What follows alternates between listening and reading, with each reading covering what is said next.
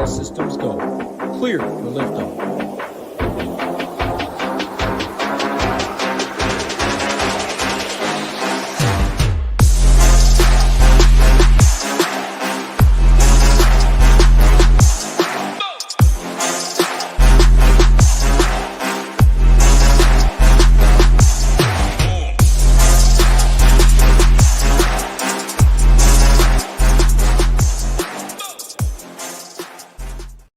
What's going on, everybody? We're back after a month break. UFC always does it. It's always a nice time grinding content throughout the year, every single week. Nice little break, NBA on, NFL on, but I'm excited for some fights back on the screen. 100K up top, NFL playoffs, NBA, MMA Saturday.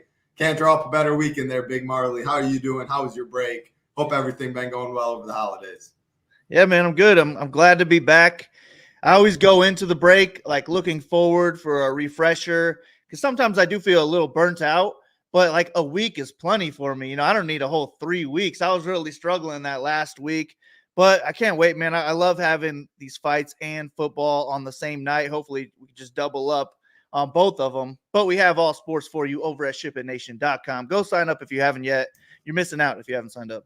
Absolutely, yeah. As Big Marley said, we have weekly, monthly, 6-month, and annual packages, golf going on, MMA going on, golf showdown, NBA, NHL, NFL. Man, next thing you know, MLB will be here. All the money to be made right here. If you pick the flagship of every contest, if you say DraftKings, just anything on DraftKings, the main sports, you're looking at, I mean, NFL's got to have $1 million or something. So you're looking at 7 figures right there. Obviously, that's a make-a-wish of all make-a-wishes, but man, MMA, 100K, NFL, NBA, get in the streets in all of them. Of course, always play responsibly, but I'm very pumped for this card. 12 fights at the Apex we got. Pricing, we're talking a little pre-show. It's a pretty tough card, I think, with a lot of big favorites. My takeaway, the mid-tier is absolutely loaded, especially 3 fights. Bruno Ferreira, Phil Hawes, Jim Miller, Gabriel Benitez, and Matthew Semelsberger, Preston Parsons. 3 fights, all in the mid-tier, all price fine. And I think that is where, if I do leave salary, I will be jamming those fights a lot. Otherwise, the dogs, someone's going to come through, I think, but pretty tough to pinpoint which one, in my opinion. Any broad slate overviews before we go fight by fight? No, I think that was a good one. I think the mid-range is very important this week. I think the upper range is where it's tough. And I would be fine spending, or I guess saving salary on this card and just loading up on that mid-range, not forcing in all your salary with whoever it is in the 9K range. But there's just so many like decent plays up top where I can't really separate them from each other. But there's also not a lot of complete fades for me on this card, which I always try to X out as many people as I can. I always hope for like 6 or so if I can, but I feel like I'm maybe like 3 on this card. Maybe we'll see if we can even get there, but I'm hoping that you can help me clear some things up on this show. There's a couple fights I have questions about that I don't really feel great about how they're going to play out, but the metrics make me feel one way. Film made me feel another. So we'll see. I'm looking forward to talking it out. Yeah, for sure. I think you said another important part. Like I can up top the 9,200 and above. I mean, you can even go 8,800. I think Joshua Van is a very strong play. We're about to touch on him, but it's hard for me to like rank them. And I was doing the tier rankings. Number 1, I put Gene Silva just because he's in a tier of his own in terms of money line inside like minus 900, minus 800 to finish. But still, he could put up 110 and that not be enough because these other 9K guys at their prices have just as much upside. So, yeah, I think that's a great broad slate overview. 3 fights in the mid-tier, upper tier. I'll be mixing and matching. Of course, got to find some fades as always. But all of our content will be up on the site. Projections, ownership. Yeah, a lot of sports going on. A lot of familiar faces in chat. Ben's in here. Dana's in here, Robert Pena, Smarty, Ross K, Sean Smith, Joe Madness. Appreciate y'all out there. Appreciate all the love, as always. And I see you in chat, Nades, in Discord as well. Fight by fight, 12 to talk about. Weigh-ins are going in right now. A lot of people already have weighed in. Everyone has made weight thus far, but still waiting on a couple fighters. So fingers crossed as always to keep all 12. First fight of the night, bottom to top, Joshua Van taking on Felipe Bunes, 8,800 Van, 7,400. Bunes, looking at the odds, Van minus 255. Bunes 215 on the way back. This fight's minus 170 to finish. Bunes plus 275. Joshua Van plus 125. my initial thoughts, great fight to target, 8,800 Van. You look at his output, 2 UFC fights, over 9 significant strikes per minute. Bunes on the other side making his UFC debut. Big age discrepancy in this one. He's fought good competition. Looks like a primary grappler. Van's only loss has been by submission. I'm kind of looking at a clash of styles. Van on the feet with the volume and the pace. Bunes needs it on the mat. I'll be having both sides of this fight. To start it off, I'm going to get my water. I forgot it. You break down this fight. I'll be right back. Yeah, I like this fight as a curtain jerker. I mean, Van's definitely a solid prospect. He's super young. He's like 22, 23 years old, and he's got solid boxing already. I love this kid's pace. He's landed, I think it's almost 300 total strikes in his first 2 UFC fights, which I always love to see. Where you can get 100 points from a guy without even having to look to wrestle. That's a guy that Van is. I do think he is going to have the striking edge in this one, but he's going to have to keep it striking most likely. Bunes is the most dangerous grappler he's faced so far. And then on that first fight that Josh Van had, they mentioned like he'd only been grappling for 6 months or so. So at this point, that gives him like a year of grappling. And I just don't think he's going to be on Bunes' level on the ground. And I also think Bunes is pretty decent on the feet. He's not going to be able to hang with Van volume-wise. He's probably going to get doubled up, tripled up in striking. But I do think he's pretty dangerous. He throws some hard shots. It wouldn't shock me to see him clip Van and then jump on a neck and tap him out or something like that. I don't think he has great wrestling, but if he can get the fight to the ground, I think he could be dangerous there and maybe grind out minutes on the ground, but more likely, in my opinion, end up getting a finish. So I do like Bunes as a contrarian GPP play in this one. I will be overweight to him, but on the same side, I am picking Van to win. I think he is just the minute winner in this fight. He probably does stuff most of the takedowns or gets back to his feet and then either makes it a clear decision or finishes them late. Just that volume adds up and he ends up getting a stoppage at some point. So I like Van as well. I think he could score just as much as that 9K range. So I'll be in on this fight a good amount, probably, I don't know, 60% of my lineups or so, maybe more will have this fight, I'm thinking. But give me Van to win. I'll probably have more leverage on the underdog. I agree everything you said. What do you think ownership is? I haven't checked. Let's see. You have posted it.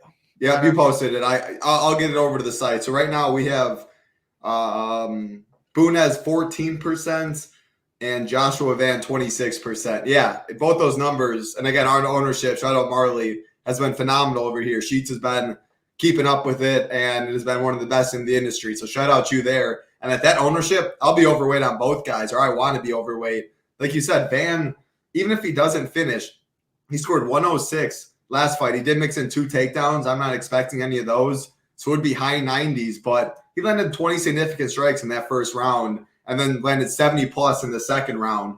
The dude just throws volume for days. He's young, can push a pace. I think Bunes is a solid all-around fighter. I'm just not sure he could keep that pace on the feet and the volume. So I got Van by late finish. Similar to your thoughts, wouldn't be surprised with the decision, but I love the upside, like plus 125 to finish. If he finishes, there's volume behind it. So I love it for that price. And you get that discount from the Nikolas, the Nolans of the world. And I like your call with Bunes. If he wins, it's probably wrestling. It's probably on the mat, maybe a submission. And dogs are pretty tough to come by. Tier rankings, I'll give it away. He's my second on the 7,600 or below price tag there. So, yeah, ton of interest in this fight. Like what I'm seeing from the ownership numbers. Keep it rolling. What's going on, Big Driggs? Appreciate you hanging out with us, man. Second fight on the card, Tom Nolan taking on Nikolas Motta. Looking at the odds, or Nolan 9,200, Motta 77,000. Tom Nolan minus 350, Motta plus 285 on the way back. Couple of these big favorites to finish. Inside the distance prop, minus 1,200 for this fight to finish. Nolan minus 285, Motta plus 300. Again, looking at the metrics, minus 1,200 to finish, minus 285 for the favorite, plus 300 for the dog. This fight under 1.5, minus 285. All of that screams got to play some of this fight. Motta's been awful in the UFC. Trey Ogden just boxed his ears off last fight as a primary grappler who's never knocked nobody out. So, man, it's hard to get behind him, but he's going to be low owned. And this fight, if he does win, it's going to be by a knockout. So I'll have some at low ownership. It's not a fun click, though, because I think he's bad, and I think he gets schooled. How do you see this one going? Yeah, I do. Man, I don't know. This is a tough one. I think that just looking at these guys, Nolan looks like the better striker. He's going to be taller, longer. He throws straighter shots, and he's got more tools in his arsenal, where Motta's really just looking to take his opponent's head off. That's the only edge he has in this fight, in my opinion. Well, I guess two edges would be pure one-punch power and then experience. Nolan's only had 6 fights so far. So, I mean, he looks good against these scrubs, but Motta looked pretty damn good against scrubs too, I thought, before he came to the UFC. And then he's just looked like trash in the UFC. And then we got Nolan is a finisher. Motta's been finished in every one of his losses. So that's kind of what's leading this minus 1,200 inside the distance line. But I was shocked when I saw minus 1,200 inside the distance, to be honest with you. I think that there's a decent chance this goes the distance. I think I might bet that this does go the distance. I like the over 1.5 as well. But I think that the line is probably a bit too wide. I just am not sold enough on Nolan coming to the big show against a more experienced guy. Maybe he isn't a high volume guy. He's a little bit worried about that power coming from Motta. That could make it a closer fight on the scorecards. And then, like we mentioned, Motta has huge power. He could also knock Nolan out. So it's knockout or bust probably either way for the win on Motta, but that's the only way he's going to have any chance of scoring well. I don't think anyone's going to be on him. So for that reason, I do want some Motta exposure. Give me a very low-owned knockout or something like that. But just pick-wise, I had to go with Nolan. I think he could win by any method here. He's probably the higher volume striker, the better striker overall, more likely to take the fight to the ground, more durable. So I actually picked him to win a unanimous decision. So that minus 1,200 inside the distance, a little bit too crazy to me. I do think if he does win a unanimous decision, there's a decent chance he's not on the optimal lineup. So I was going to put this as a 4-star on the rankings, but that minus 1,200 is just sitting there right next to it when I'm typing. I'm like, I got to go 5-star. I got to go with the metrics over what I think. So for me, it's going to be like a 5-star on rankings. But when I end up doing my lineups, I might end up under on this fight, and I'll change it to a 4-star if that's the case. Yeah, that all makes sense. I mean, Nolan's going to be one of the more popular fighters on this card. Like, he's 9,200, and there's so many good upper tier plays, but Ankalaev's 95, Silva's 96. Like, that 400, 300, that goes a decent long way on a slate like this. And that prop, minus 285, minus 350 favorite, we have 43 and 10 for the ownership right now. And that's why I tagged Motta Green. It's not a fun overweight stance, but when he wins, I think it's by knockout. Like, I just can't ignore these metrics. Maybe if you want to do it, like plus 650 is the best I see on the market for a fight goes the distance right now. For how you're talking, especially, it sounds like you were thinking, like, it is really weird. There's a couple fights on this card that are juiced like we've never really seen. Minus 1,200. Usually this feels like it'd be like a minus 600 spot or something like that. So yeah, maybe a little value on the over. And if you told me this fight goes the distance, I probably would full fade Tom Nolan. The upper range is just too good there. So I'm going to side with the metrics. I like both these guys.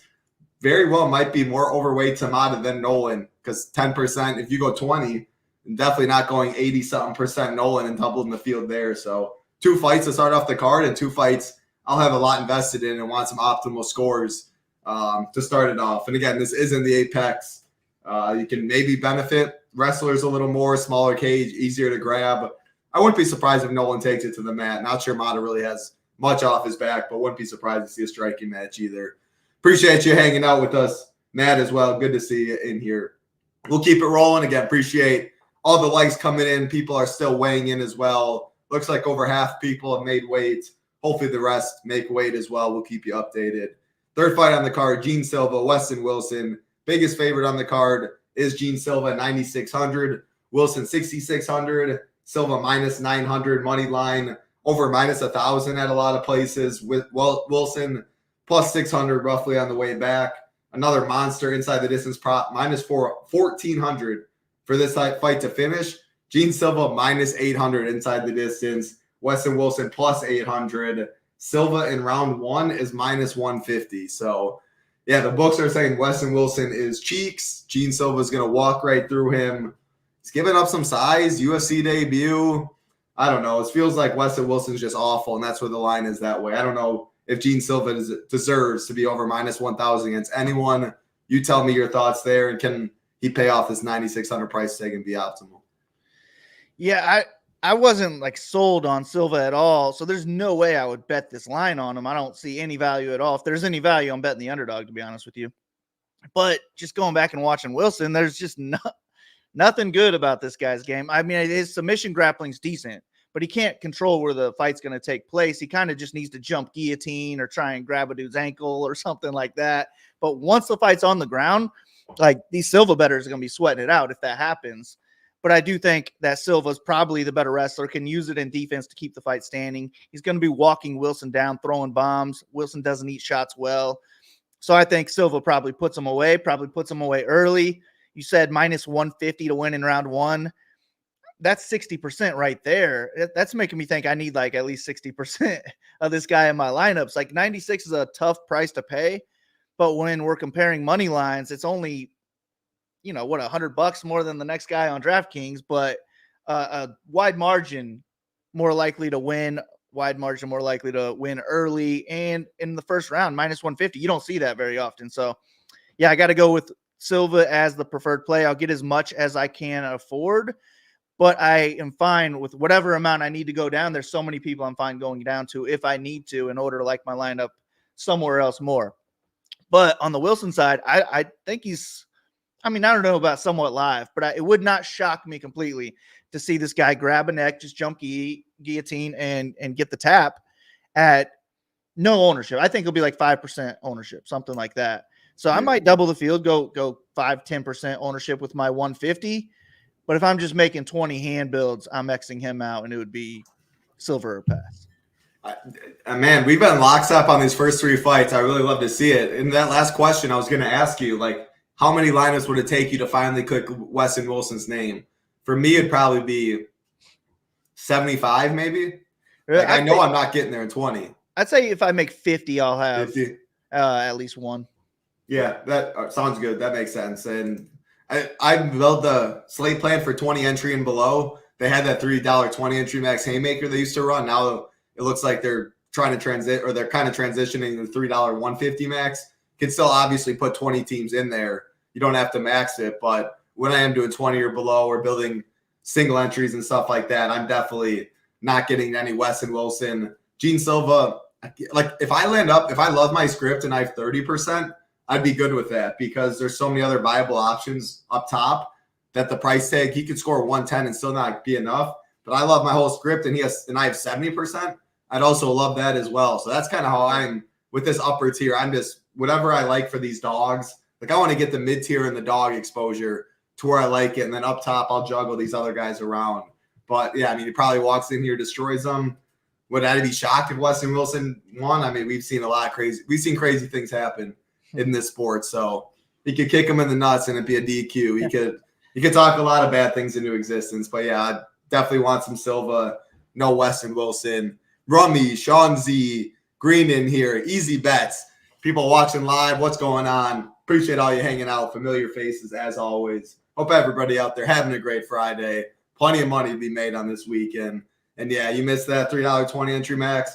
It was really the nut contest. That is why when I've been doing content the past 3 years, 4 years, whatever it may be, I directed it to that contest because Fitz bankrolls.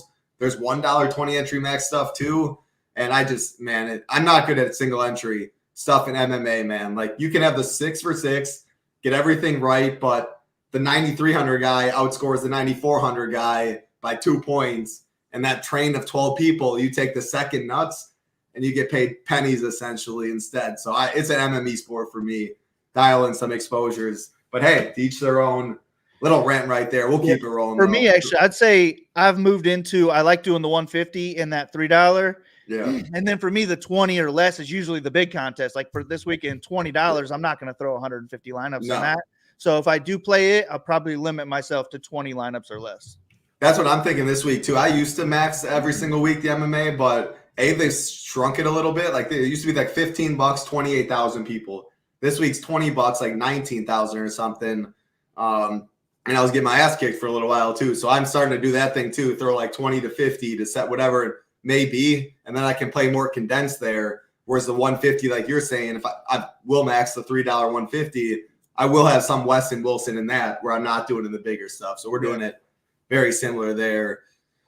Let's keep it rolling. Next fight on the card, just reason what Easy Bets was saying. Interesting one. Farid Basharat, Taylor Lapilus, 8,900. Farid, 7,300 for Lapilus.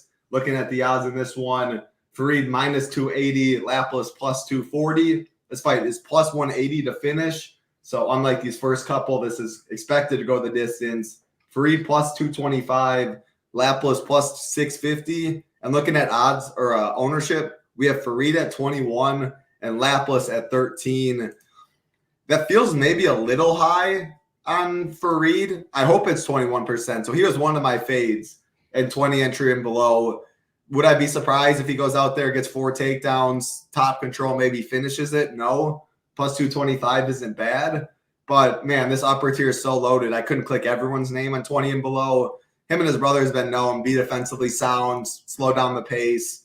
Lapilus pretty solid takedown defense, so if he can't get those, I really don't think he hits his ceiling. So it's dog or pass in terms of DFS, but I respect the Basharat brothers and think they're so solid that they'll probably win a unanimous decision, and I won't really want much. Lapilus is solid, though. I said a little bit of Lapilus, underweight, fade Farid. I don't love this fight much at all personally, but I don't think it'll really be owned either. What are you seeing? Yeah, it could be high just because I'm kind of the opposite on this one. For me, it's going to be favorite or pass. I'm definitely not forcing Basharat into my lineups because I do think he could just be a somewhat low volume where he's not going to score well if this fight takes place on the feet for too long. It's also a pretty close fight on the feet. Lapilus is a good striker. But what I do like is, I mean, I love the Basharat brothers.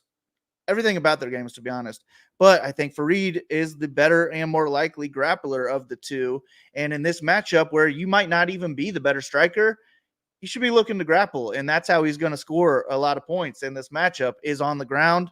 I think he could finish him on the ground in any round, but I also think he could get 6+ takedowns, win all 3 rounds, and still score 100 points on the cards.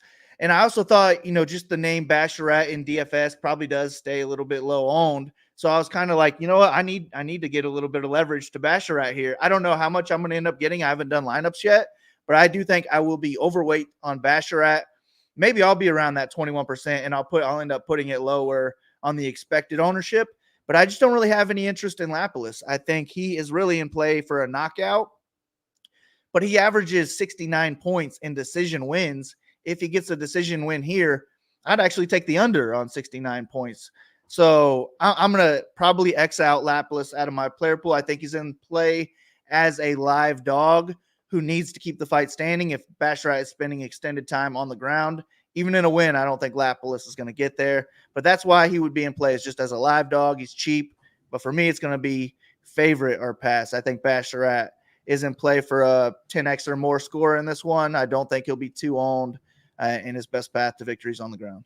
Yeah, no, the more you talk about it, I thought the same thing. Like Lapilus, when I click that lineup, it's 11 favorites win, 10 favorites win, or like none of these cheap dogs win, and 70 somehow is enough because all these upper tier guys score a lot. Like I hate the ceiling for him. Farid definitely, yeah, you can paint a picture, his wrestling, all of that. It's just when I'm comparing him to like Marcus McGhee, Joshua Van, Tom Nolan, where would you rank him of those 4? So I'm putting McGhee is one I'm looking forward to your breakdown on. Yeah, I like his just ground upside if he gets to take that. Like, so I have him. So we'll get there, but right now I'm gonna rank him last. McGhee, that is, and then it would be between Basharat and Van. I'm not sure. So I guess I'm a little bit more interested in. How should I put? Basharat and Van are similar to me, but I'm much more interested in Van's opponent than I am in Basharat's. So maybe that puts Basharat as 2. Nolan will be first. That makes a lot of sense. I like the thought process. Those are, and we'll play a lot of lineups. But like, if the ownership and you loved all your ownership and like you had more McGhee than Basharat, I don't think you're changing anything unless it's a wide margin. But that's important. The rankings up here because I'm struggling with these top tier guys. Farid's going to be one I'm leaving off. and 20 and below, and it is scary. Like he definitely could ruin my night wrestling. He's a good fighter. I do understand that. I think all these guys in the upper 8K, 9K range, you can see a clear path to a big score from them and on the optimal. So let's get right to that fight. Marcus McGhee, Gaston Bolanos, 9,100. McGhee, 7,100. Bolanos, looking at the odds, the odds have come down. So sitting about minus 215 is Marcus McGhee now. He opened minus 375. Bolanos plus 184 on the way back. This fight is minus 215 to finish. Earlier in the week, it was minus 250. So some money has come in this past couple days on Bolanos and on fight the over. And then looking at the odds to finish, McGhee minus 120 inside the distance. Bolanos plus 360. So my take is I just love this fight. Bolanos is one of my favorite dogs. If it's on the feet, which Marcus McGhee has been a primary striker, he hasn't shot for takedowns. I mean, Bolanos, this line looks off. So I think that's why some money's come in on him. But if Marcus McGhee comes out there and tries to wrestle, I mean, his sub prop is plus 225. Actually, now it's plus 200. Yesterday when I was writing up, plus 225. So I think it's clear as day. If he wins, which he's over minus 200, it's going to be a takedown, and he probably just subs them. Could be in the first round, could be second, whenever. But give me wrestling and or top control upside, which I guess that's kind of why you're saying Farid as well. I respect Lapilus' takedown defense and ground game a lot more than I respect Bolanos' at the end of the day. So that's kind of the only thing. But you can see a lot of comparisons in that fight. Bolanos on the feet, McGhee on the ground. I'm picking McGhee, and I went back and forth because I'm not 100% certain McGhee would lose a striking match. I'm 99% certain Bolanos is losing on the mat. So I think he has more pass, but when talking dogs and cheap guys, I'll definitely have a good amount of Bolanos too. I like this fight. And last thing before I throw it to you, our ownership right now, we have Marcus McGhee 22. That's music to my ears. Bolanos 17. I love that for sure. And I'd probably be overweight on both of those. So what do you see in this one? Yeah, pretty much the same, except for I haven't seen enough of McGee's ground game to like trust that he's going to go there. I do think that Bolanos is bad enough on the ground though, where that was really what made me pick McGhee as the winner. I kind of think this is a striking match. And if it is, then the line's definitely off. Give me Bolanos as my play. But it's pretty close on the feet. I don't have a real preferred play in a striking match. But if this fight's going to go to the ground, it's going to be McGhee taking it there. I don't think he's a great wrestler. I just think he's more of a power wrestler where he can just grab onto his opponent or double leg him like a football tackle. He's in play for that. I don't know how great his control game would be, but I think he is live for the submission. And he's got power on the feet too, so he's definitely in play for the knockout. The metrics are what are making me want this fight. And I think both sides are in play where McGhee, he could get a knockout, he could get a submission. Either one of those probably score well. But if he's not landing more than, let's say, 2 takedowns in this fight, I think he's scoring less than 10x in a decision here. And on the Bolanos side, if he's spending any time on the ground or against the cage, he's not going to be scoring there. He's already not very high volume on the feet. He's not going to be looking to wrestle. So I think we need the knockout for any real upside from Bolanos. Otherwise, we're shooting for a 10x type of win. So I don't know what I'm going to do with this one. The film is kind of telling me that I want to hope that it goes the distance with McGhee winning and him just not scoring enough. And I want to get away from this fight. But at the same time, the metrics are telling me it's probably a good one to target. So I don't know. This is the one I'm most confused on. You liking it and being high on it make me want to target it more. But I think right now when we finish, I'm going to do all my fight rankings and all that stuff. And then I'll start building my lineups. Right now in my head, I think I'm going to avoid it with any hand builds. And then I'll kind of let the optimizer do its thing. And if it gives me, 20 to 30% of both of these guys, then so be it. But it's a tough one for me. I don't really know. Yeah. The more you're talking about, I see all the cases you're saying, and I'm a little more hesitant on it, but then I look at ownership and it looks to actually be pretty low owned, cumulative ownership wise. Man, I know I'm going to be playing Bolanos as a dog because when you compare him to some of these big punts, like I like him more than Nikolas, I like him more than Johnny Walker. I like him more than Arlovski. Like, there's only so many dogs down here that I like, so I know I'll have that side. But maybe I will. I don't know. Maybe I'll change McGhee to underweight, Farid to underweight, and just like some of my McGhee ownership to Farid. But then I'll probably be underweight on both.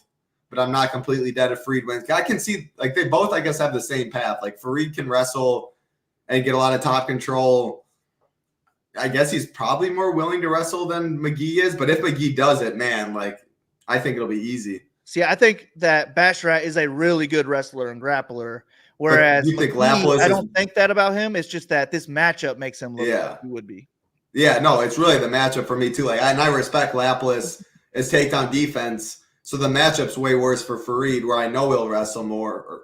Yeah, that's tough. I'm gonna have to think about that too. All of our content will be up on the site, though. Mine will be up, finished after the show, hoping 30 minutes after, something like that. Everything will be up. But a very interesting fight, and one that you have me thinking a lot too. Lou in here saying he's here to troll Marley. Matty Ice, my man. What's going on? Good to see you. Yeah, Lou, man, I saw you had a midnight show last night. What the heck? I can't stay up that late. I'm an old man these days. I'm going to have to check the replay on that one. I was definitely in bed at midnight as well. Slept good over here. Let's keep it rolling. Next fight on the card. Matthew said mid-tier fight. One of the 3 mid-tier fights that I absolutely love. Matthew Semelsberger, Preston Parsons, 8,400. Semelsberger, 7,800. Parsons, this fight is it's a coin flip on each side. So yesterday when I was writing it, Semelsberger was minus 130. We saw a lot of line movement. Semelsberger opened plus 130. Parsons was the favorite at minus 150. A couple minutes later, Semelsberger got by at minus 125. Was sitting at about there for a couple weeks. And then as of late, Parsons, the past day, has taken some money, and it's now a coin flip. So it's minus 175 to finish. Semelsberger plus 150.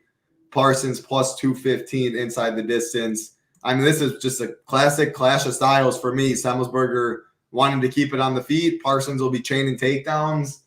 Can he get those takedowns, or does Semelsberger, who hits like a truck, find the chin of Parsons and put him away? Is how I see it. So 8,400, 7,800. I'm going to have more. I don't have a strong lean on the winner.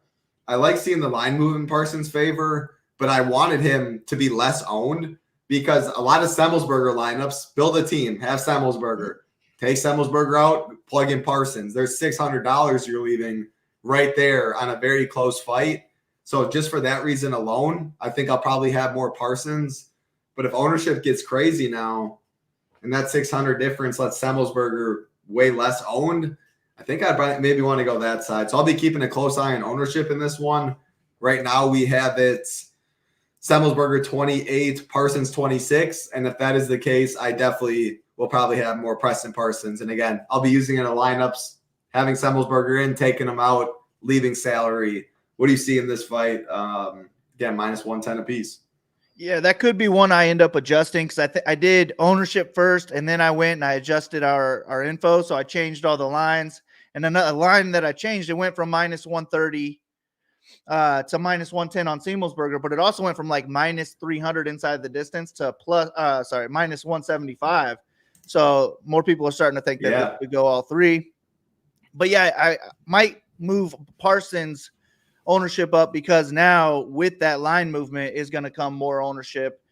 So I might up him and lower Semelsberger, or maybe just up him. I'm not sure yet. It brings me back to that Jeremiah Wells, I think, Court McGhee fight. It was something like that. 84, or maybe it was another Semelsberger fight.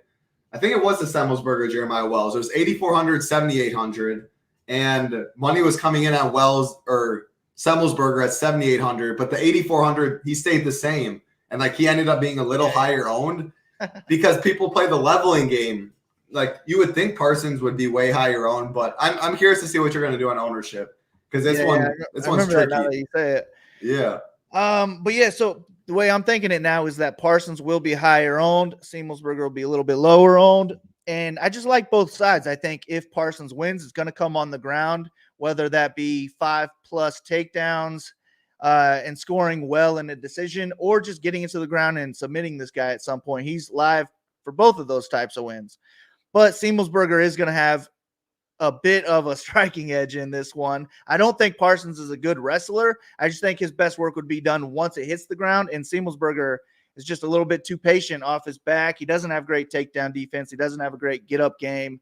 So it's more so I think he's in play to use his wrestling to keep this fight standing, and he's just got big-time power. He knocks down most of his opponents, and Parsons eats some shots. So the way I'm picking this fight to go down is Semelsberger getting an early knockout, maybe after he stuffs a couple takedowns here or there. But if he doesn't get the early knockout, then Parsons probably does come back and wins this fight, whether it be a decision or a submission. It's just a great fight to target right there in the mid-range. But with this recent line movement, I'll be overweight on Semelsberger and now probably underweight on Parsons, where I would have wanted to come into this card with Parsons as an underdog that I'm pretty interested in. So I don't know. A lot changes on this one. But what up, John? Yeah. In chat? Yeah, what's going on, John? We got Dennis in here. Burgers talks making him hungry. I'm hungry too. I'm having a gyro after this. I'm excited for that. Nikolas here. What's going on? That boy in that screen, he's going to be fighting for a big one pretty soon. Sean V in here as well. It was good shout on the -300 inside the distance to -175. That's huge line movement pretty late in the week. I still am going to have a lot of this fight, but of the three, so I'm going to ask this before we keep going. Mid-tier fights, Phil Hawes, Bruno Ferreira, Semelsberger, Parsons, Jim Miller, Gabriel Benitez. Rank those fights 1 to 3 on interest. Yeah, I love those fights. It's tough. Yeah, I don't know. Mine's Phil Hawes, Ferreira 1. Yeah. The fact of Hawes's chin, Ferreira never getting a third round, and the inside the distance prop. And Semelsberger Parsons is 2. The inside distance scares me a bit, but I think if Parsons wins, it's a lot of takedowns control. Semelsberger would be KO.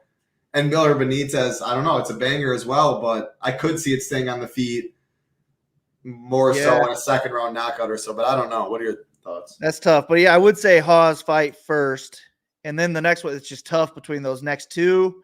And I think I've gone back and forth between 4-star and 5-star on both of the other two, so I'm not sure. You can go to my fight rankings, though, and check tomorrow. I'll have it official, and you can see if it's a 5-star or a 4-star, and you can decide which one I like more that way. Love it. And then someone asked, has all fighters made weight? Yes, I am seeing every single fighter except Manel Kopp hit the scales right now, and everybody on point for weight. So waiting on one. Love to see that, baby. Hope we keep all 12 right there. Keep it rolling. Next fight on the card. I appreciate everyone hanging out. Appreciate that like button. And if you want all of our premium MMA content, those fight rankings, slate plan, projections, ownership, golf content, NFL, NBA, NHL, Monster Weekend over here, head over to shippingnation.com. Weekly, monthly, 6-month, and annual packages all do include the Discord, except the weekly package. No better price. Get over, no better community. Head over shippingnation.com. Let's keep it rolling to a very interesting sanctioned fight. Waldo's Cortes-Acosta taking on Andre Arlovski, 9,500 Acosta, 6,700 for Arlovski. This fight is Acosta -750, Arlovski +550. This fight is -260 to finish. Arlovski 98 years old nowadays. And does he pose any threat offensively for Costa to be worried about? This line looks pretty accurate to me. I don't know, man. But I guess how does 9,500? Ankalaev's in the range. We got Silva in the range. We're talking about Manel Kopp, Joshua Van. Like, this upper range is tough. So what's your thoughts? Kopp always last. You are right. Yeah, I'm going to X Arlovski out in this one. I think the only way he's live in this fight is just if Cortes-Acosta respects him a little bit too much, goes out there, makes it a slow-paced striking match. And we probably still need some poor judging, but, that's damn near likely at this point. That's a lot. But that's the only way Arlovski's live. I guess they're heavyweights. He could land one big shot, but I don't even really think he's live for a knockout, to be honest. So his path to victory is still not going to score 10x, in my opinion. So I'm just going to X Arlovski out here. And then with Cortes-Acosta, it's just $9,500 is what makes it tough, because we really need a first-round knockout for him at that price. He's not going to be going out there looking to wrestle at all. He does strike with decent volume, but not decent enough to pay off $9,500 without a finish. And I'm thinking if we even make it to the second round, he's probably off the optimal lineup. So we probably need a first round knockout from Cortes-Acosta. And I think he's like plus 145 to win in round one. That's decent, but I'd still rather pay up for Silva if I can. I'd probably rather pay down for Nolan, but that's what the field is doing too. And that's kind of what puts me on Acosta. Maybe I can get a little bit different by going up here $95 to $100 Acosta, and he can get a first round knockout, maybe even a 60-second knockout. So I will get a little bit of exposure there. The way I see it, though, is probably 20 to 30%, something like that, because I do prefer those other fighters if we're just talking raw and more likely points. But damn, these are big boys. Arlovski's 44 years old. Acosta looks like a solid striker. It's just that he's a little bit too green, and the price tag is what just makes it a little too hard. Yeah, I mean, I'm definitely fading Arlovski. He's the easiest fade on the card, probably for me. Him and Westin Wilson, but it's definitely close between those two. As far as ownership, so yeah, well, we have above 9,200. Gene Silva, I'm going to go highest price. These top four guys, 9,200 above. Silva 49, Acosta 27, Ankalaev 40, Tom Nolan 43. So of those top four, three of the four above 40, and I agree on that. Acosta is the odd man out. So just for that reason alone, I'll be eating mid-tier chalk. I mean, Arlovski's 44. Yeah, I joked at 98. 44 years old. I mean, man, Acosta could easily just walk through him and make it look like cake. Maybe he's a little gun shy. They stare a little bit. There's definitely a concern there. But we're talking 1.5 ownership discount from all these upper guys there. In chalkier lineups when I'm playing the mid-tier stuff, I gladly will click Acosta over Silva, over Ankalaev. Just ownership-wise, if an Ankalaev team's duped 25 times and this one's duped 5 times, like give me that 5 times. He's not 5 times more likely is Ankalaev to outscore Acosta or any of these guys up top, I believe. So that's how I'll be using it. In a vacuum, though, I do prefer Ankalaev with the extra 10 minutes and the wrestling upside. I do prefer Gene Silva, probably Tom Nolan for the 300 savings too, but it's an ownership game, duplication game. So I will be mixing in Acosta, Arlovski, easy fade there. Couple fights left on the card, 5 fights, a lot of bangers to end the card here, including this one. Mid-tier fight, Bruno Ferreira, Phil Hawes, 8,300 Ferreira, 7,900 Phil Hawes. Bruno is minus 130, Phil Hawes plus 110. This fight's minus 700 to finish. Ferreira is Ferreira's minus 125 inside the distance. Phil Hawes plus 155. Really curious to get your take on this fight, so I'm going to throw it to you right away. Yeah, I think that Phil Hawes has a very weak chin. Ferreira has big-time power.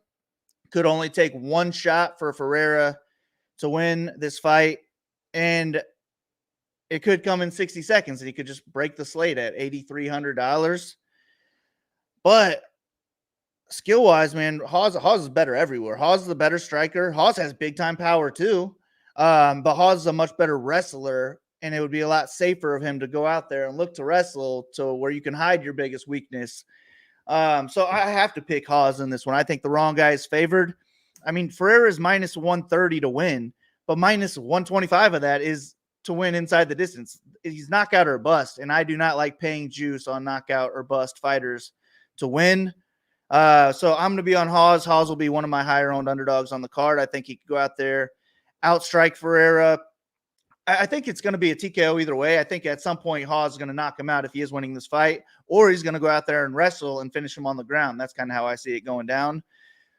Or he's going to go out there and he's going to be winning this fight until he gets knocked out. So either way, we're going to get a high score in this one. 5-star for sure. I'm going to load up on this fight, but I see me having maybe 50% Hawes and 35% Ferreira, something along those lines.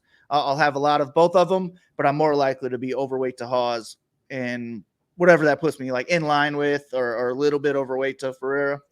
Yeah, I couldn't agree anymore. I'm glad I threw it to you first. You saved me a lot of words. We're lockstep on most of these fights, different on some, but our ownership right now, 33% Ferreira, 28% Phil Hawes.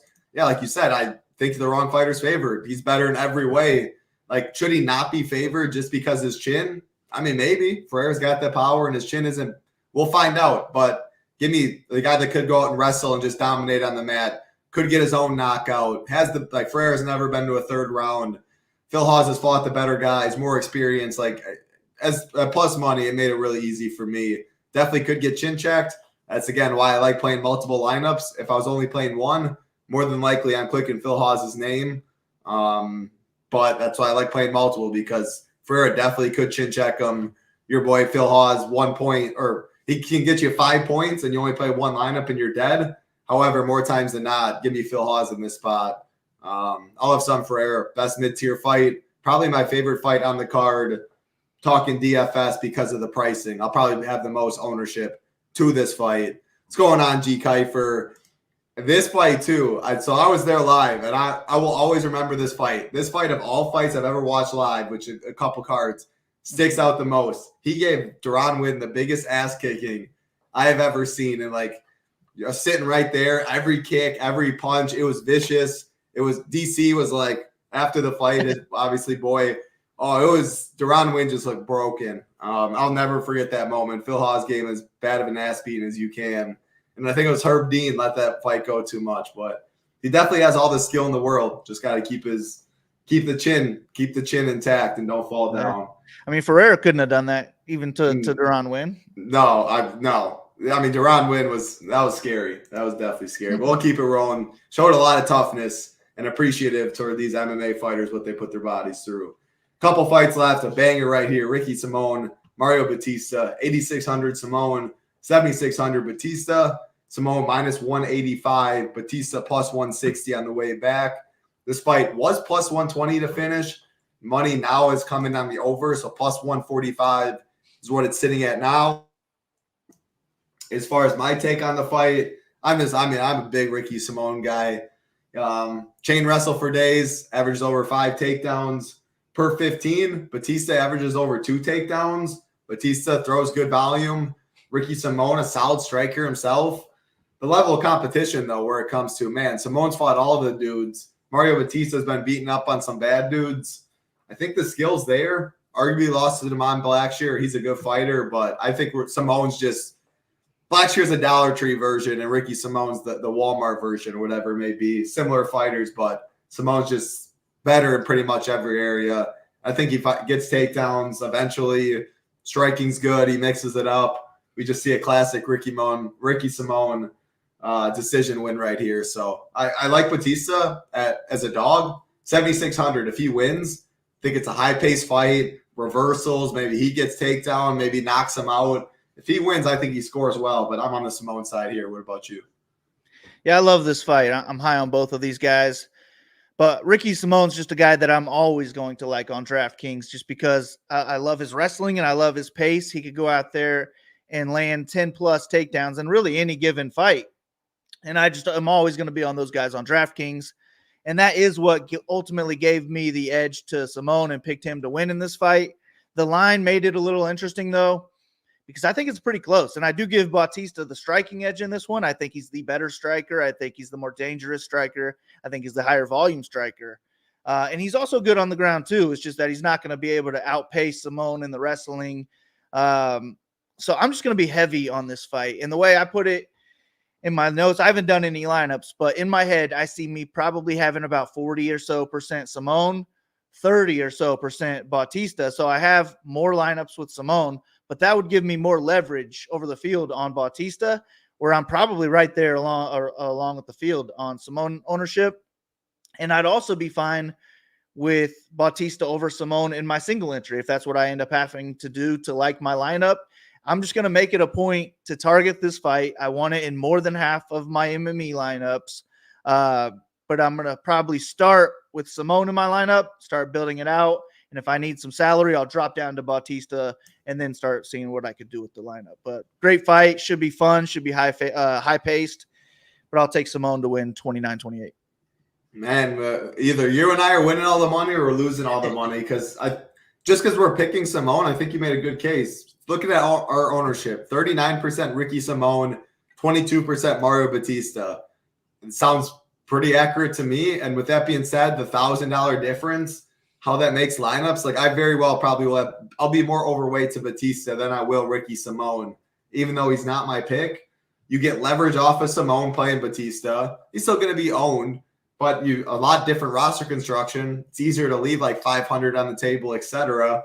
And he can be one of the highest scorers on this slate in a win. Like, this is going to be a high-paced fight. It's going to be a great fight. If he wins, he's definitely stuffing takedowns, maybe getting reversals, catches the chin of Simone. Like, the pass there in this fight for a big score. So at that ownership, yeah, I'll be playing a lot of Batista, but I also like Ricky Simone. Another one of the best fights on the card, real life and DFS in my mind. So that was the fourth last fight on the card. 3 fights left. Again, 3 good ones. Appreciate the like button out there. Take 1 second right now. Give us the thumbs up, subscribe button. Helps us out. Keep doing these shows. We're excited to be back almost every Friday after the little break.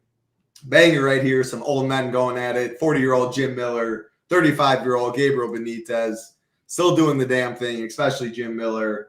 Looking at the odds, Jim Miller minus 149, Benitez plus 129. This fight is minus 250 to finish. Was 300 earlier in the week. Some money on the over, now minus 250. Jim Miller plus 135 inside the distance. Benitez plus 175.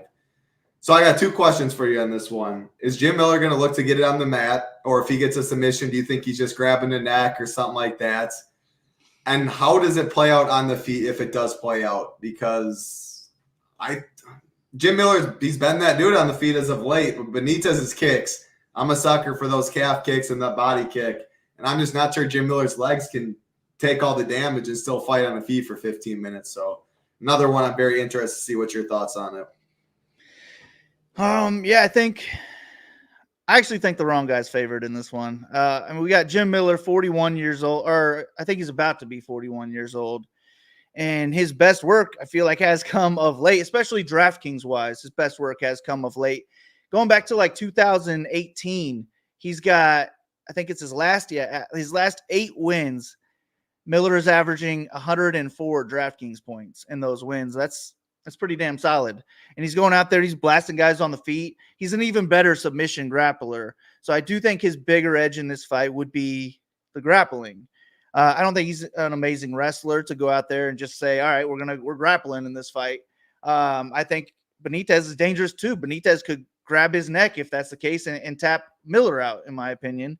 But I do think the biggest edge for Benitez will be the striking department, and then more so after the first round. I just think Miller's going to be super live in the first round, maybe the better fighter everywhere in the first round, but I expect his best work to come in the first half of this fight and then him to start slowing down. I'm not sure he's going to win that first round, but I like Benitez to go out there and win the second round, mostly even the second half of the second round. And if it gets to the third round, I like Benitez more in that round than I do Miller in the first round. So I'm picking Benitez to win the fight. I think he could win by any method, but I'll take him to win 2 or 3 rounds on the scorecards. Maybe he could get, a knockdown or takedown mixed in there to help out his score. But I just don't know what these guys would score in a decision win, I guess. Like, I don't know how high their ceiling is, if I'm right, if this does go the distance. But they both have finishing upside. Maybe Miller's finishing upside would be more likely early, and Benitez's could possibly be more late. But, man, Benitez is dangerous early too. So, I don't know. I'm going to be heavy on Benitez. I feel like the field's going to be a little bit too heavy on Miller to where I don't want to match it. So I'm thinking I'll be like half the field or so on Miller, and maybe I'll double the field on Benitez. Yeah, Gabriel Benitez, I've always been a sucker for him because of the kicks. I have been buying in on this Miller run as of late too. I know I like this fight. I mean, looking at ownership, so I put in eventually, or at the end of the slate plan, like I'll play the ownership discount. If it's Miller or if it's Benitez, if one looks way more popular. Looking at ours right now, though, Miller 26, Benitez 33. I think it's somewhere around there. I think ownership's going to be pretty tough 33? On those mid. Say what? I put 33 for Benitez? Yeah, you have 33. Or no, I'm sorry. Yeah, you do. Yeah, you have 33. Okay, I feel like I might have put that in wrong. We'll have to. I'll go back and check it after this. So, Shipping Nation subscribers, be sure to check it out afterwards. Yep, it'll be on the site pretty shortly. We'll get projections in there, the ownership. Maybe it's Miller 33, Benitez 25. I don't know, something like that. I'm kind of just, if I like everything else on my exposures, this is a fight I'm good with. A lot of fluctuation. Like, it could go to decision. And like you said, I don't know how well it would score. I mean, I think if you tell me it goes to decision, I think Miller has more pass because maybe wrestling and can be on top, but I don't think you really want it if it's staying on the feet. Benitez, he's dangerous, man. Like what he was doing to Onaba even before he got finished, he was piecing him up. I love his kicks and stuff. So yeah, I mean, I said I'd lean Miller slightly. I think I'm on the Benitez slightly too, but I've always been a sucker for his kicks. We got 2 fights left, and I don't know if you saw, man. I was a little worried seeing everyone set to the scales except Cop. Mine are 129.5 for 125. So hopefully Nikolas takes the money, takes the purse. We'll get right into that fight, but 12 fights to 11 wouldn't be fun. Now, in terms of my interest in this fight, I'll be underweight. I don't like it too much. Manel Cop, Mateus Nicolau, 9K Cop, 7,200 Nicolau, Cop minus 270 roughly, Nicolau plus 230. This fight minus 135 to finish. Cop all the finishing ups or equity minus 110. Nicolau plus 775. This is a rematch from almost 3 years ago. Nicolau won a split decision, close decision. Both guys scored awful. I don't know, man. Like, I think Cop and Basharat were my least 2 favorite in this upper tier. Would I be surprised if Cop gets a first-round knockout? No, but he very well. A second-round knockout might not be enough for him if he doesn't let his hands go. I don't think he offense or wrestles. So looking at his first-round prop, he is plus 375 in round 1. There's just a lot of other better first-round upside there. So I think he'll be pretty low owned. Looking at our ownership, maybe with this weight miss even more, 28% Cop, and where is 9,072? Nicolau 16%. So 28 and 16. I'll be underweight. I guess I prefer the dog, I think, if I had to pick, but I'll throw it to you on this one. I definitely prefer other fights for sure. It's one of my least favorite fights. And does the Cop weight miss do anything for you as well? No, not really. I mean, actually, probably if he's not injured, it probably helps him. Like, because the biggest worry for him would be getting taken down, and I feel like the people who miss weight, it just helps them out with their wrestling more so, or even defensive wrestling. But I hope this fight stays more so because I think that the field will be on Cop, and I want to fade this fight mostly. I don't like the volume from Cop. I also don't think he's going to be looking to wrestle, especially in this matchup. Maybe he lands 1 takedown, possibly 2 throughout the course of 15 minutes. But I think Cop is in play for that knockout. We probably need it to come in round 1, like you said. So with my MME, maybe I'll max him at 20% just to match that round 1 inside the distance line. But with my hand builds, I'm really trying to fade Cop. I am going to pick him, though, to get a knockout because I think the first fight was close, but he was really more so coming on strong towards the end, and there were some parts where I was like, man, I feel like I had money on Nikolas, so I was like sweating the Nikolas side, but I was like, damn, I'm about to lose this fight. I'm about to get knocked out, and I still think Cop might have even won that fight, but let's say he did win the fight. He scored 58 DraftKings points, and that's not going to cut it, especially at 9K. And then on the other hand, Nicolau did win, but he only scored 71. That's not even 10x his $7,200 salary here. So I don't see any real upside for Nicolau here. I guess it would be a submission, but even if he wins, I'm not expecting much more than that 71 that he scored last time. So I don't have much interest in Nicolau. He's in play as a live dog, sort of like a Taylor Lapilus, but I like him more because he's looking to get the fight to the ground where Lapilus is looking to strike. So I'll get a little bit of Nicolau. I said basically the same thing. I'll max him at probably 20% in MME too, but with my hand builds, I'd rather get away from it, go to underdogs who I think have higher ceilings. So it's like a 20% max on both, but I'd prefer to be closer to 0 than 20, I'm thinking. Yeah, I love it. Like a late knockout, probably makes it a close first or second round, and then he comes on, lands some big shots, and then ends up putting them away at some point.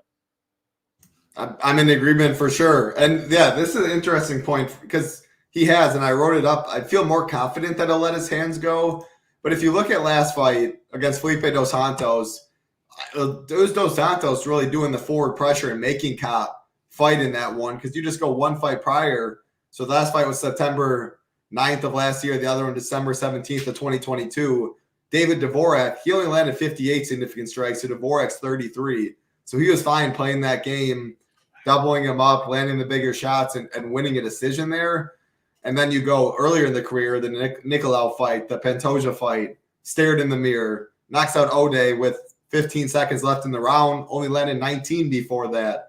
The Zalgas fight and the Felipe's fight, he definitely let his hands go there. He put it on Zalgas, 2 knockdowns, 53 significant strikes through 4 minutes. But I'm more confident than earlier in his career to let his hands go. I could still see him, Nikolas, just being more passive, circling around and cop, not going for it completely. But if you think he will, he's another guy in the upper tier to mix around at a fraction of the ownership as Nolan, Ankalaev, stuff like that. Last fight on the card, that's the co-main event. Please say it does stay. If it doesn't, of course, projections, ownership, slate plan, everything will be updated to reflect that. Last fight, main event time, another rematch. The last 2 fights of the night are rematches. Magomed Ankalaev, Johnny Walker, 9,400. Ankalaev, 6,800. Johnny Walker, Ankalaev minus 550.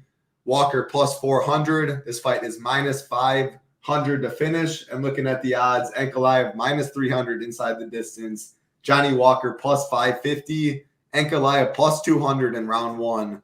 So this fight took place a little while ago, pretty recent. Ankalaev, nothing was really going on in round 1. They're trading some punches. Ankalaev did secure a takedown. He landed an illegal knee. I think Ankalaev, I said he was going to be a future champ. He's so boring. The judges took that away from him against Jan. And I think Dana wants anything but him to be the future champ. But I mean, he keeps winning fights. Besides the Paul Craig fight he threw away, he's a good wrestler. He's a steady striker. He's not a DraftKings guy, though. So at 9,400, I still like him because I think he knows he needs to be aggressive. He needs to finish fights to show Dana something. I think he finally realizes that part. The props are good. Even if he somehow, this fight goes to decision, 4 or 5 takedowns, 18 minutes of control time, that's all on the cards. I'm not sure how long they'll stand with Johnny Walker. So, yeah, I'll be playing some Ankalaev. Again, story of the slate. I'll be mixing and matching these guys up here. But I have Ankalaev number 2 in the tier rankings right now that I think are very interchangeable up top. But, yeah, no Johnny Walker for me, though. He can bink. He can he's live for a big shot, break the slate that way. I think he's probably over-owned, though, for the 5 rounds. How do you see this fight, last one of the night? Yeah, I agree. I have these guys pretty similar in ownership, and that is pretty much talking me off of Walker. I mean, he's definitely got first round knockout, break the slate ceiling. But if he doesn't get the first round knockout, I feel like it's just going to get worse and worse as this fight moves along. And the only advantages he has would be speed, explosiveness, and one-shot power early in the fight anyways. So if he's not getting the knockout, I just don't see how he's winning this fight. Even with a low-volume Ankalaev, he's still the better point fighter in this one. He's the better, more skilled striker. But his easier and safer path to victory would be to wrestle, where he really isn't going to have to worry at all about Walker off his back. So I like his wrestling upside, and that's what's making me want to be possibly overweight to him. I also think he could knock out Walker in any round, have upside there as well. It's just that his low volume, and if he is winning a low volume fight, what's forcing him to go out there and get takedowns? When it's 5 rounds, he's probably trying to conserve his energy a bit. Wouldn't shock me at all to see Ankalaev go out there and score 79 points in a decision win or something like that. So it's definitely not an all-in main event, but I feel like the field is going to be fairly low on this main event compared to others. And when I originally started with my ownership, I had these guys down probably 10% each, but I was too low overall, so I threw all my extra on the main event, and that's what put Ankalaev up to the 40% range. But I feel like that's almost a higher range. I could see him being closer to 30% in this one, and if he is closer to 30%, then definitely put me down for some leverage. But if he's at 40%, I might not get too much. Maybe I'm at 50 max or so. I don't know. I don't know what I'm going to do with this 9K range. I just know that I'm fine mixing it around. I'm fine leaving money on the table. And I think if I'm not playing any contrarian spots, then that'll be my plan. I'll just make sure I'm leaving money on the table. And maybe I'll even cap it on the solver at 49.7 or 49.8, something like that. Yeah, so I think the Ankle Live. We have 40 and 34 right now. Again, it might be changed. It'll be up on the site shortly after the show. I think the Ankle Live ownership's probably right. If anything, I think you're hot on Walker a little bit. Maybe 28, 25. I don't know. Again, you've been way better at ownership than me. I always look at it. I have my own thoughts, obviously, going into the show and stuff like that, what people will do. If I had to guess, though, if anything, you're hot on Walker. I think Ankalaev probably in that 40%. Yeah, I want to say I started at like 28 Walker. So maybe I do end up going back down to like 28 and then put that 6 onto Parsons and then still maybe a little bit more onto Parsons or something. Yeah. I know. I think that sounds right as well. Either way, I think Walker's going to be over-owned. Ankalaev has passed. Like you said, it's definitely not an all-in fight for me. And especially not playing any Walker in 20 entry and below. Like maybe I only play 40 Ankalaev, 0 Walker, so over half my lineups don't include this fight. There's enough other. Ankalaev gets you 105. That's not a lock to be on the optimal, is how I'm looking at this card with the others in the 9K range. So I don't want to make a complete huge stands up top when anyone can get there. I'd rather make more stands in that mid-tier, certain fights there, be more concentrated on dogs this week than I am favorites. So I guess that's the story of the slate. What's up going on, Siggy? Our man, 3.5 pounds as always. Yeah, hopefully that fight does stay on. Again, hopefully keep all 12 fights, 4 p.m. Eastern in the Apex. Always good talking fights, Big Marley. Any final words for the people? Nah, man, we'll have everything posted soon. We got PGA going too, so I've been looking at Tambo and Hoops picks for that. I had I only did one lineup last week, but it cashed. So I was like, you know what? We got to play this PGA a little bit more now that I know I don't know what I'm doing, but I know who I'm following at least. So yeah, we got all sports for one price. You just can't beat it. And then we also have the best Discord around. So go on, sign up. I feel like the Discord alone is worth it. So you guys won't be disappointed. 100%. Yeah, some people like Discord only package. Hey, our Discord's great, but there's no Discord only. Get the content. I mean, just alone, I think it's worth our price we pay with the content, Discord, everything is worth it just for the Discord. But MMA, golf, NBA, NHL, NFL, so much going on this weekend. Again, weekly packages don't include the Discord. You get all the content, though, if you want to give us a try, $25. Otherwise, monthly, 6-month, and annual, $69 a month, $59 a month it comes out to for the 6-month plan, $49 a month it comes out for the annual plan. A lot of fun things ahead, though. Just a great time over here at chippination.com. But one of the best times of the year in terms of making some money. Appreciate it. Easy bets, Matty Ice, everyone out there. Good luck this weekend. Win something big. Get some Shipping Nation logos to the top. For Big Marley, I'm Titletown. Have a good one. Stay safe. Be blessed.